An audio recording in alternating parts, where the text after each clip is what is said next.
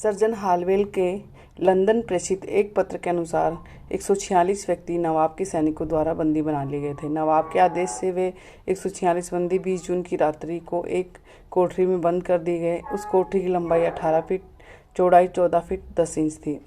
उसमें एक भी खिड़की और रोशनदान नहीं था। प्रातःकाल जब कोठरी का दरवाज़ा खोला गया तो 146 बंदियों में से कुल 23 बंदी जीवित पाए गए। मरने वालों में एक महिला भी थी। अंग्रेजी इतिहासकारों ने इस दुर्घटना का आधार लेकर भारतीयों को निर्मम एवं निष्ठुर बताया है। इसका उत्तरदायी किसे माना है? सिराजुद्दौला का बताया गया है। तो इसमें कहा गया काल कोठरी की घटना क्या थी। तो काल को एक सर्जन हालवेल थे जो कि इस काल कोठरी में बंदी थे। तो उन्होंने अपने एक लेटर अपने मित्र को लिखा कि 146 व्यक्ति अंग्रेजों के जो 146 व्यक्ति थे नवाब के सैनिकों द्वारा बंदी बना लिए गए हैं और नवाब के आदेश से 146 कैदियों को 20 जून की रात्रि को एक कोठरी में बंद कर दिया गया जो कि बहुत ही छोटी थी, उसमें कोई रोशनदान नहीं था। और सुबह जब कोठरी का दरवाज़ा खोला गया तो 146 में कुल 23 बंदी जीवित पाए गए, मतलब बाकी बंदी सब मर गए। तो इस घटना का उत्तरदायी किसे माना जाता है? सिराजुद्दौला का। तो अब इस घटना की ऐतिहासिकता क्या है, मतलब ये सत्य है या नहीं है? तो पाश्चात्य इतिहासकार केवल हालवेल के पत्र के आधार पर ही इसको सत्य मानते हैं। वो कहते हैं कि हालवेल ने जो पत्र लिखा वो सही था, क्योंकि हालवेल स्वयं भी उन 146 बंदियों में से एक था। तो इस वर्णन को आधार मानकर ये लोग इस घटना को पाश्चात्य इतिहासकार सही मानते हैं। पी रॉबर्ट्स ने भी इस घटना को सत्य माना है। इस नारकीय कोठरी में 123 व्यक्तियों की मृत्यु होगी, जिसका मर्मभेदी चित्रण उत्तरजीवी हालवेल ने बड़ी करुण भाषा में किया। तो उन्होंने भी लिखा है कि 123 व्यक्तियों की मृत्यु हो गई, जिसका वर्णन हालवेल ने किया है। इसके लिए नवाब को व्यक्तिगत रूप से अपन उत्तरदायी नहीं ठहरा सकते हैं, लेकिन उसके अधीनस्थ कर्मचारियों के वैसीपन का ही परिणाम लगता है। किंतु उसने न तो कभी अपराधियों को दंड दिया, न उत्तरजीवियों के साथ किसी प्रकार की सहानुभूति दिखाई। मतलब अपराधी तो जो सैनिक और उत्तरजीवी कौन थे? अंग्रेज, उनके साथ उसने कठोर व्यवहार किया। तो इस तरह का आता है कि इसका उत्तरदायी किसे माना गया? नवाब सिराजुद्दौला के। कुछ फ्रांसीसी भी इसकी सूचना देते हैं, परंतु मरने वालों की जो संख्या इंगित की है वह हालवेल की संख्या से अति न्यून है। मतलब फ्रांसीसियों ने भी इसकी जानकारी दी है, लेकिन जो मरने वालों की संख्या है बहुत ही कम बताई गई है। पाश्चात्य इतिहासकार एलाइस मैग्निस और जेसी एपेल ने भी इस घटना को यथार्थ माना है, परंतु उन्होंने मरने वालों की संख्या 23 बताई है। सार यह है कि अधिकांश पाश्चात्य इतिहासकार इस घटना को सही माना है, चाहे मृत व्यक्तियों की संख्या में अंतर बताया हो। डार्डवेल और अल्फ्रेड लॉयर ने भी इस घटना को सही मानने वालों में से एक है। तो ये तो क्या पाश्चात्य मत है कि ये घटना सही है। तो इसमें बताया गया कि किसने हालवेल ने जो लेटर लिखा उसके आधार पर इस घटना को सत्य माना गया है। और सत्य मानने वाले में कौन से इतिहासकार हैं? पी रॉबर्ट्स हैं, जेसी एपेल है, एलाइस मैग्निस है, डार्डवेल है, अल्फ्रेड लॉय। कुछ फ्रांसीसियों ने भी इनके प्रति इस घटना को सही बताया, लेकिन उन्होंने मरने वालों की संख्या में बहुत ही कम बताया। इसी तरह जेसी एप्पल और मैग्निस ने भी मरने वालों की यथार्थ संख्या नहीं बताई है, केवल मरने वालों की संख्या 23 बताई है उन्होंने। तो ये तो पाश्चात्य मत था। भारतीय मत क्या है? अब भारतीय मत में कहा गया है कि ये घटना कल्पित है, ये बनाई गई है, किसी की ये घटना सत्य नहीं है। तो जब इस घटना पर बारीकी से मनन किया जाता है तो ये घटना तथ्यों से परे दृष्टिगत होती है। मतलब किसी भी चीज़ का अध्ययन करते हैं तो उसमें तथ्य को देखना जरूरी हो जाता है, तो लेकिन तथ्यों का अध्ययन करने से पता चलता है कि ऐसी कोई घटना नहीं हुई थी। ऐसा प्रतीत हो गया हालवेल ने घटना सिराजुद्दौला को एक क्रूर नवाब सिद्ध करने की दृष्टि से रची, या ऐसा भी प्रतीत होता है कि हालवेल ने निजी लाभ की दृष्टि से घटना की रचना की हो। तो इसमें कहा गया है कि सिराजुद्दौला उस टाइम में अंग्रेजों के विरुद्ध था, अंग्रेजों से वो लोहा ले रहा था, इसलिए विलियम फोर्ट उस पर अधिकार कर लिया था, इसलिए उनको लग रहा था कि इसको सिराजुद्दौला को क्रूर नवाब सिद्ध किया जाए। तो हालवेल का ये मकसद माना गया है कि एक क्रूर नवाब सिद्ध करने की दृष्टि से घटना रची गई है, और हो सकता है हालवेल का इसमें कोई निजी लाभ भी हो। अधिकांश भारतीय इतिहासकार इस घटना को कल्पित ही मानते हैं और इसके लिए निम्न तर्क प्रस्तुत करते हैं। काल कोठरी का क्षेत्रफल तथा बंदियों की संख्या। तो उक्त कोठरी की लंबाई 18 फीट तथा चौड़ाई 14 फीट 10 इंच बताई गई है। इस क्षेत्रफल की कोठरी में अधिक 23 व्यक्ति समा सकते हैं। 146 बंदी किसी प्रकार उसमें बंद नहीं किए जा सकते। इसी कारण पाश्चात्य इतिहासकार इस बड़ी चढ़ी संख्या पर एकमत दृष्टिगत नहीं है। कप्तान ग्रांट ने बंदियों की संख्या 200 बताई है तथा जीवित रहने वालों की संख्या 10 बताई है। डॉक्टर CR विल्सन ने बंदियों की संख्या 146 ही मानी है। अतः यह संख्या तथा कोठरी का क्षेत्रफल इस घटना को सही सिद्ध है। तो सबसे बड़ा तथ्य यह है कि कोठरी की जो नाप बताया गया था, कोठरी की लंबाई कितनी 18 फीट बताई गई है, चौड़ाई 14 फीट 10 इंच बताई गई है। तो ये कोठरी का जो क्षेत्रफल है इसमें अधिकाधिक केवल 23 व्यक्ति आ सकते हैं, 146 व्यक्ति आना असंभव है। तो इतिहासकार जो पाश्चात्य इतिहासकारों ने इसकी संख्या बढ़ा चढ़ाकर बताई है, इसलिए इसमें एक मत नहीं है। इतिहासकारों का भी कोई एक मत नहीं कि कोई 200 बता रहा है, कोई 23 बता रहा है, कोई जीवित रहने वालों की संख्या 10 बता रहा है, कोई जीवित रहने वालों की संख्या 23 बता रहा है। अतः ये अलग अलग इनके आंकड़े जा रहे हैं। इन आंकड़ों के कारण अपन संख्या जो है अलग होने के कारण इसको सही नहीं निकल, अतः संख्या था कोठरी की क्षेत्रफल की दृष्टि से इस घटना को सही नहीं माना जा सकता। सियर उल मतखैरिन इतिहास का प्रमाण। इस इतिहास की रचना उसी काल में हुई थी। यह इसका लेखक कौन थे? सैयद गुलाम हुसैन।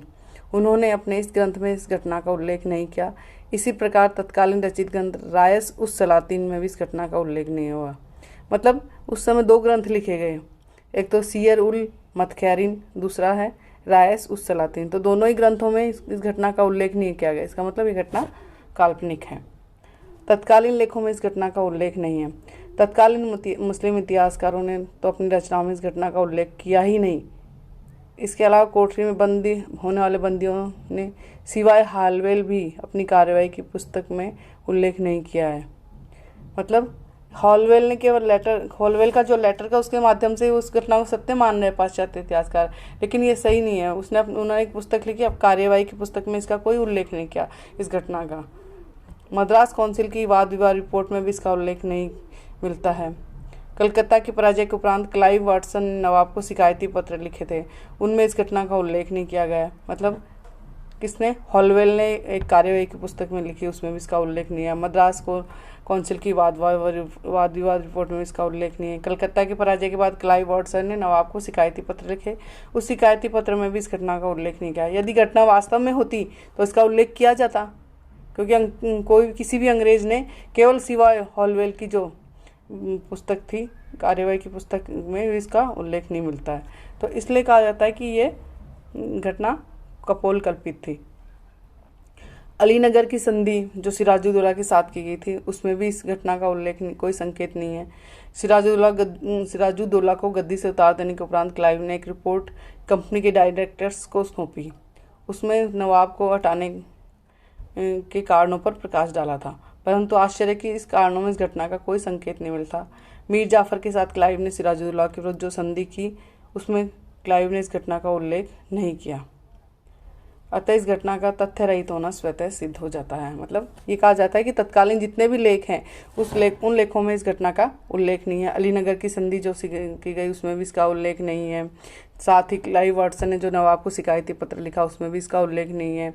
सिराजुद्दौला को गद्दी से उतार देने के बाद जो क्लाइव ने रिपोर्ट कंपनी के डायरेक्टर्स को भेजी, उसमें भी उसके कारणों में इसका कोई प्रकाश नहीं डाला गया है।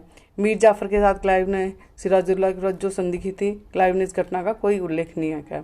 तो ये स्वतः ही घटना झूठी सिद्ध हो जाती है। क्लाइव द्वारा अपराधियों को दंडित न करना। तो यदि काल कोठरी की घटना यथार्थ में होती तो प्लासी के युद्ध विजय प्राप्त होने के उपरांत क्लाइव इस घटना में संलग्न सिराजुद्दौला के कर्मचारियों को अवश्य दंडित करता, परंतु इतिहास में अपराध में किसी को दंडित किए जाने का उल्लेख नहीं। मतलब अंग्रेज उस टाइम इतने पावरफुल हो चुके थे कि वो सिराजुद्दौला के हारने के बाद वो जरूर दंडित करते कर्मचारियों को, सैनिकों को, जो भी इसके घटना के प्रति उत्तरदायी था उनको अवश्य दंडित करते। लेकिन क्लाइव ने ऐसा कुछ भी नहीं किया, क्योंकि प्लासी के युद्ध में विजय हुई किसकी? क्लाइव की। उसके बाद वह कर्मचारियों को दंडित कर सकता था, लेकिन ऐसी कोई घटना ही नहीं हुई तो किस बेस पे वो दंडित करता। और अंग्रेज इतने सीधे नहीं थे कि वो दंडित के बिना रह जाते, उस घटना का बदला जरूर लेते वो। हॉलवेल का चरित्र। जे हॉलवेल, मिस्टर जेड हॉलवेल एक उच्च चरित्र का व्यक्ति नहीं था। वह एक स्वार्थी, साथ में एक महत्वाकांक्षी व्यक्ति था। वह अपने स्वार्थ साधनों में किसी भी सीमा तक जा सकता था। इस प्रकार की घटना के उल्लेख से वह कंपनी के डायरेक्टर को नवाब के विरुद्ध कार्रवाई करने को उत्तेजित करना चाहता था। 1760 में उसने मीर जाफर के विरुद्ध भी इस प्रकार की घटना का उल्लेख किया, परंतु बाद में क्लाइव ने स्पष्ट किया कि हॉलवेल ने नवाब मीर जाफर पर जो क्रूरता का दोषारोपण किया वह सर्वथा झूठ है। नवाब मीर जाफर के आदेश से मारे गए जिन व्यक्तियों के हालवेल ने प्रस्तुत किए उनमें से 3 के अलावा सब जीवित पाए गए। इसलिए क्लाइव एवं वाटसन दोनों ने इस संबंध में लिखा कि हालवेल बहुत झूठा व्यक्ति है। मृत नवाब की यादगार में कहना पड़ता है कि हालवेल ने नवाब पर क्रूरता के जो आरोप लगाए हैं उनमें कुछ भी सच्चाई नहीं है। इस धारणा का समर्थन डॉक्टर RN चौधरी ने किया है। हालवेल ने अपनी प्रेषित रिपोर्ट में यह लिखा था कि अंग्रेज सैनिकों ने शराब पी रखी थी, इस कारण नशे में स्वयं झगड़ने लगे थे, आपसी झगड़े में कुछ मर गए। अतः इन मृत व्यक्तियों के लिए नवाब सिराजुद्दौला कैसे उत्तरदायी हो सकता है। मतलब हालवेल का चरित्र बहुत ही महत्वाकांक्षी स्वार्थी बताया गया है।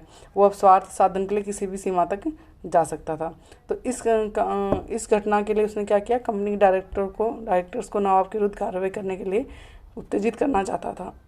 1760 ईस्वी से मीर जाफर के विरुद्ध भी इस प्रकार की घटना का उल्लेख किया, लेकिन क्लाइव ने स्पष्ट किया कि नवाब मीर ने जो आरोप लगाया है वह सर्वथा झूठा है और मीर जाफर के आदेश से मारे गए व्यक्तियों के नाम हालवेल ने प्रस्तुत किए, उनमें से 3 के अलावा सब जीवित पाए गए। इसलिए क्लाइव वाटसन ने इस संबंध में लिखा कि हालवेल बहुत झूठा व्यक्ति है। मतलब अंग्रेजों ने क्लाइव को झूठा बताया कि हालवेल बहुत झूठा व्यक्ति है और मृत नवाब के पर जो क्रूरता के आरोप लगाए थे वो भी झूठे थे हैं। और साथ ही हालवेल ने अपनी रिपोर्ट में लिखा कि अंग्रेजी सैनिकों ने शराब पी रखी थी, इस कारण आपस में लड़कर वो मर गए। तो इसमें नवाब कैसे उत्तरदायी हो सकता है। तो हालवेल का चरित्र भी एक सस्पेक्टिव रहा है कि वह एक स्वार्थ साधन की सीमा में किसी भी सीमा तक जा सकता था। मृत व्यक्तियों की नामावली प्राप्त न होना।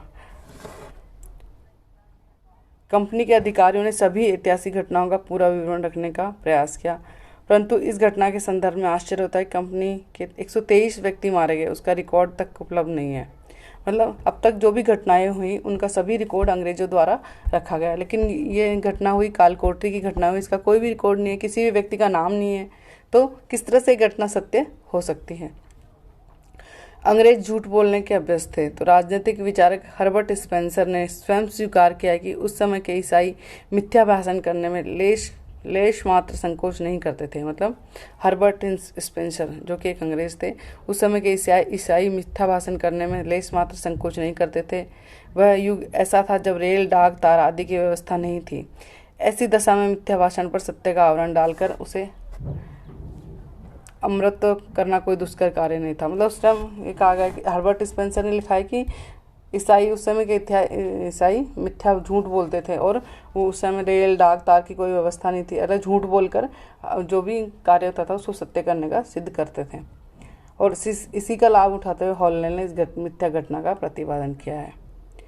डॉक्टर विजयन गुप्ता का मत। डॉक्टर विजयन गुप्ता ने अपनी पुस्तक सिराजुद्दौला में लिखा है कि इस कोठरी में, जिसका क्षेत्रफल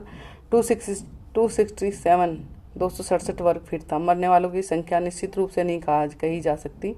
इसके अलावा इस इतिहासकार ने नवाब सिराजुद्दौला को इस घटना के व्यक्तिगत रूप से निर्दोष बताया है, क्योंकि इस घटना के तुरंत बाद नवाब सिराजुद्दौला ने शौकत जंग को मौत के घाट उतरवा दिया था।